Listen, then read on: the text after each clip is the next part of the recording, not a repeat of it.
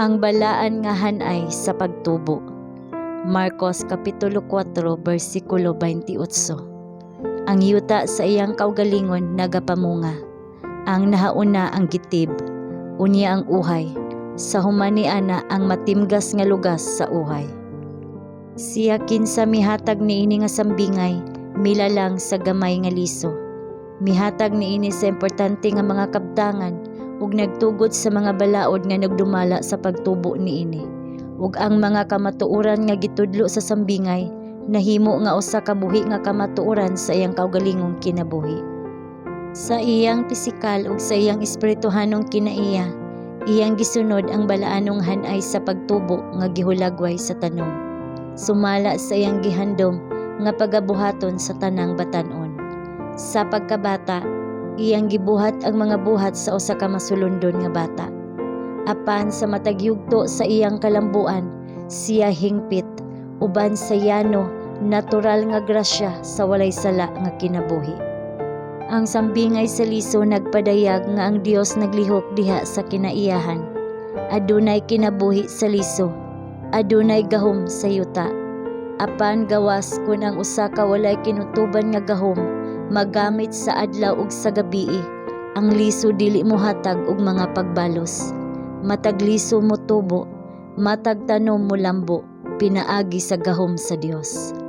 Ang pagtubo sa liso nagrepresentar sa sinugdanan sa espirituhanon nga kinabuhi, ug ang pag-uswag sa tanom usa ka matahom nga dagway sa pagtubo sa Kristiyano. Ingon sa kinaiyahan, mauusab sa grasya. Walay kinabuhi kun walay pagtubo. Ang tanom kinahanglan nga motubo o mamatay. Ingon nga ang pagtubo niini hilom ug dili mamatikdan, apan padayon mauusab ang paglambo sa Kristohanong kinabuhi. Sa matagyugto sa kalambuan, mahimong hingpit ang atong kinabuhi.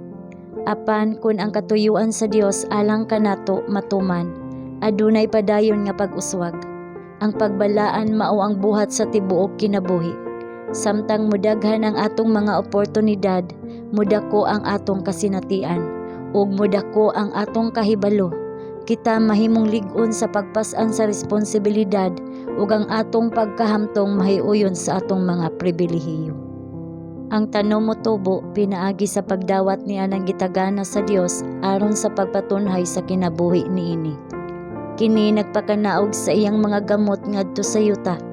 Nag-inom kini sa silaw sa adlaw, sa yamog ug sa ulan. Nakadawat kini sa mga kabtangan nga naghatag kinabuhi gikan sa hangin. Busa ang Kristohanon motubo pinaagi sa pakigtimbayayong sa mga ahensya sa Dios. Ingon nga ang tanom mogamot sa yuta, kita mogamot pag-ayo diha kang Kristo. Samtang ang tanom makadawat sa silaw sa adlaw, sa yamog ug sa ulan, atong ablihan ang atong mga kasing-kasing ngadto sa balaang espiritu. Pinaagi sa makanunayon nga pagsalig kang Kristo, isip atong personal nga manuluwas, kita motubo ngadto kaniya sa tanang butang kinsa mao ang atong ulo.